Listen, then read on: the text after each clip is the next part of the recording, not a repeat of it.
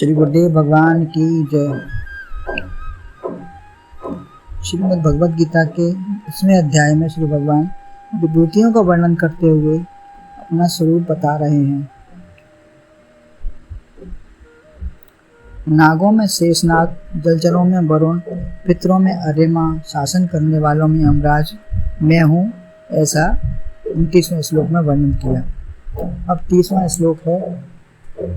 प्रह्लादस्मि दैत्यानां कालः कलयतामहं मृगाणां च मृगेन्द्रोऽहं वैनतेयश्च पक्षिणाम्। अर्थात प्रहलाद दैत्यों बीच संख्या सूचकों में काल हूँ, मैं पक्षियों में गरुण, पशुओं में मृगेंद्र विशाल हूँ। इसका अन्वय है अहम दैत्यानां प्रह्लादः च कलयतां कालः अस्मि च मृगाणां मृगेन्द्रः च पक्षिणाम अहम वैनतेयः अस्मि।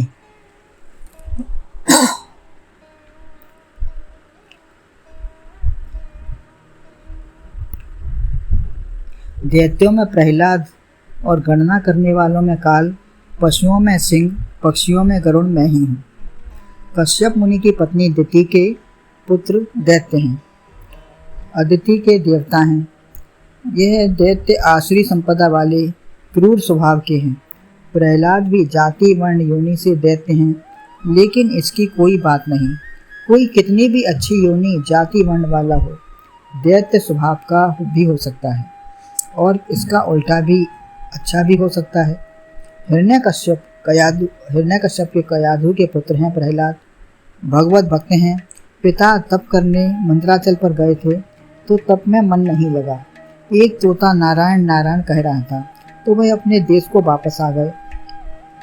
इधर इंद्र ने कयाधु को कैद कर लिया और देवता और असुर के युद्ध चल रहा था, तो इंद्र ने कयाधु को कैद कर लिया।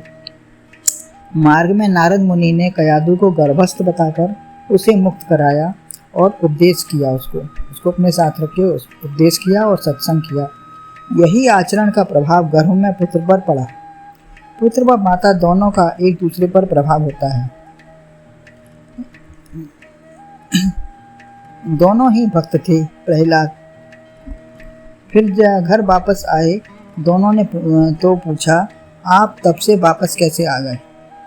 तभी उधर हिरण्यकश्यप तब से वापस आ गए थे तो पूछा कि आप तब से वापस कैसे आ गए। तो वो बार बार पूछती है कयाधु अपने पति से। तो वो कहता है तोता नारायण नारायण करता था तो मेरा मन नहीं लगा। इसी निमित्त से उसे प्रसन्नता थी सुनकर। उसको नारायण नाम सुनकर कयाधु को बड़ी प्रसन्नता थी कि बार बार नाम लेते हैं। यही उस पर प्रभाव पड़ा।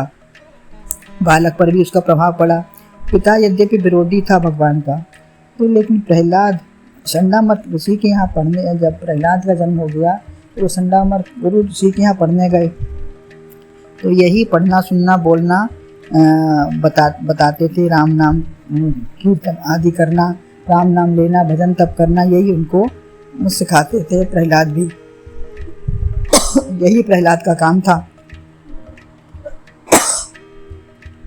एक बार पिता ने पूछा तुमने क्या पढ़ा है। तो भगवान का नारायण का ही सबका आधार है, पालक है, जप योग्य है, यही सब बताया। तो पिता ने उनको अपनी गोद से उठा के फेंक दिया। पढ़ाई में सब बच्चों के साथ कीर्तन करते थे, बड़े आनंद होते थे। एक बार गुरु ने हटाना चाहा तो मानो करंट की तरह वह भी भजन में लीन हो गए। उसको गुरु को भी जैसे करंट लग गया, वो भी भजन में लीन हो गए प्रहलाद के साथ और बच्चों के साथ। सेवक बुलाने आया तो वह भी गाने नाचने लगा। दूसरा गया, तीसरा भी गया, अनेक गए तो वापस ही ना आए, सब भजन में लीन होते चले गए। पिता स्वयं गया तो उसे तो कुछ नहीं करंट लगा। भक्त ही तल्लीन होता है, दुष्ट तो नहीं तल्लीन होगा। उसे मद ही नहीं चढ़ा। प्रहलाद का मन सदैव परमात्मा में ही लीन था। वह सर्वत्र उसी का दर्शन करते थे। क्या क्या पिता ने कष्ट नहीं दिए उनको मारने के लिए। पहाड़ से गिराया, पर्वत, नदी, तलवार, कारागार में रखा, भूखे प्यासे रहा, लेकिन कभी भी विरोध नहीं समझा उसने। प्रहलाद इतना छोटा अनजान था कि उसने कभी विरोध ही नहीं समझा कि जो कुछ हो रहा है भगवान कर रहे हैं, अच्छा ही कर रहे हैं मेरे लिए। एक बार लक्ष्मी ने प्रभु को चिंतित देखा भूखे बालक के लिए, तो लक्ष्मी ने स्वयं उन्हें भोजन कराया। सेवक और पिता सब चकित थे। भक्त ने कहा कि सर्वत्र पालन रक्षा करने वाला वही है, जिसने गर्भ में मेरी छोटी सी जेल में मेरी रक्षा की थी, वही मेरी सर्वत्र रक्षा करते हैं। जय रक्षक जननी जठर से प्रभु गए न सोए। कितने कितने कष्टों में भी उसका बाल बांका नहीं हुआ। तलवार लेकर स्वयं दौड़ा पिता, तो कहता है वो मैं खड खाऊं में जब देखूं तो राम ही राम। खंबा काटना चाहा तो भगवान प्रकट हुए।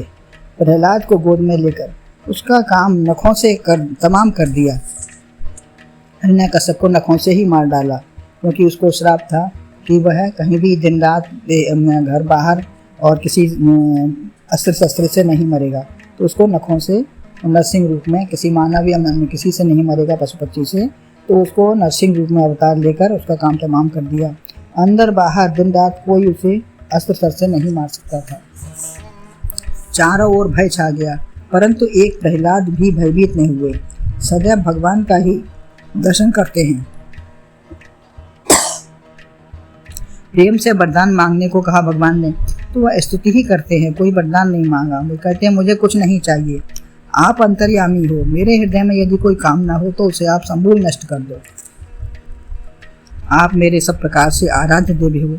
वह ज्ञानी भक्त हैं। प्रत्येक क्षण कण कण में, देश में, सब में भगवान का ही दर्शन है। अग्नि जल पहाड़ सर्वत्र सब उसी का दर्शन करते हैं। एक हो गया प्रहलाद, सर्वत्र परम भगवत भक्त है। वह अलग नहीं, मैं ही हूँ। वह भगवान कहते हैं मेरी ही विभूति है, मैं मुझसे अलग नहीं है।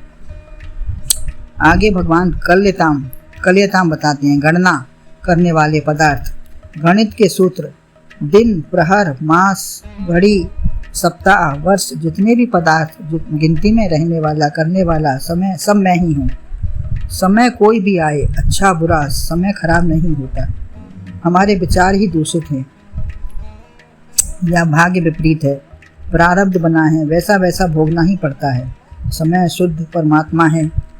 ज्ञान से मोक्ष, निकृष्ट कर्मों से नरक, शुभ कर्म से उन्नति मिलती है। अतः समय तो मैं ही हूँ। आगे कहा मृगाणाम, पशु वनस्पति भक्षक या हिंसामय हो, पशु कोई भी हो, चाहे वनस्पति भक्षक हो या हिंसा वाला हो, गाय भैंस कुत्ता बिल्ली, सब चौपायों में मृगेंद्र, पशुओं का राजा सिंह मैं हूँ।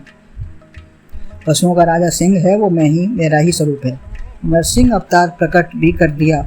सिंह हिंसक भले ही है, परंतु धैर्यशाली, बलशाली, गुणवान, ओजस्वी, तेजस्वी है।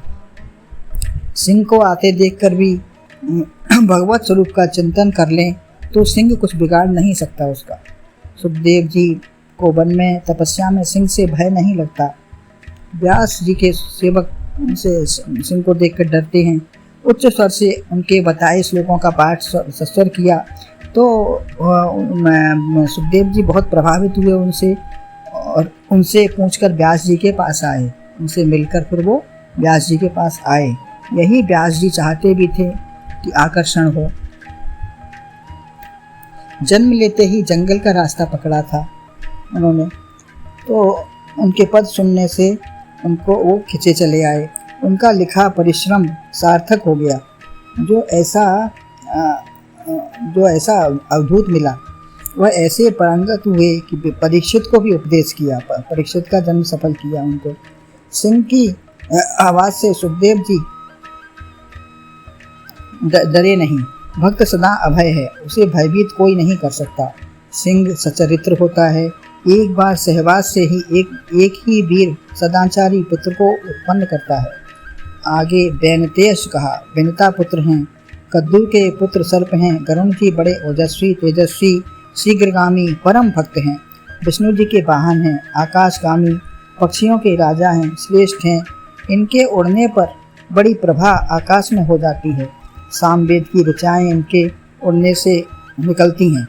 भक्त की एक एक क्रिया, स्वर, शब्द बड़ा सुंदर होता है। इनके हिलने उड़ने से सामवेद निकलता है। अतः साक्षात वरुण सिंह प्रहलाद और समय के रूप में अपनी विभूतियों का वर्णन किया।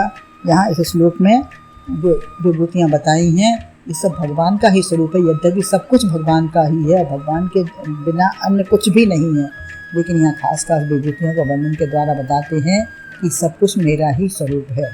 गुरुदेव भगवान की